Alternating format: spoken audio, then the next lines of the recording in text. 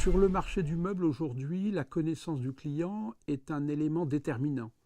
On peut dire d'une manière un peu abrupte que peu d'acteurs, fabricants et distributeurs connaissent réellement leurs clients dans le secteur du meuble en France. Pour appréhender le client sur le marché de demain, c'est certainement une relation de filière, c'est-à-dire que c'est un travail étroit entre fabricants et distributeurs pour mettre au point des solutions logicielles qui permettent de composer son canapé, composer son meuble à dimension avec toutes les finitions possibles à partir d'une tablette ou d'un écran tactile, ou que le consommateur puisse le faire sur le site web et retrouver son projet dans le point de vente puisque son dossier le suit dans le cloud.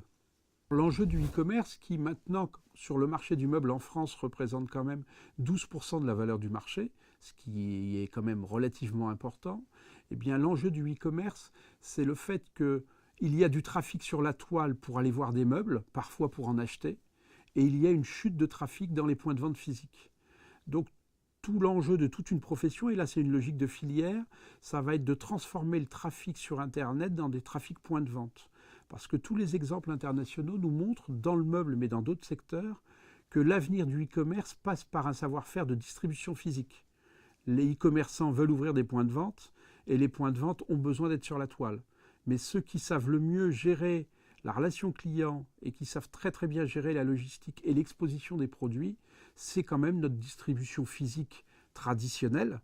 Et du coup, l'enjeu pour elle, ça va être de connaître son consommateur à travers la toile et de le guider dans le point de vente pour transformer la vente.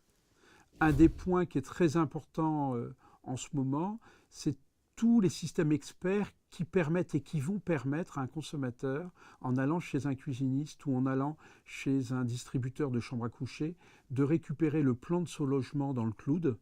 et de donner instantanément les caractéristiques de sa pièce avec l'arrivée, les évacuations de fluides, avec les prises électriques, avec les murs en dur et les cloisons qui peuvent être cassées.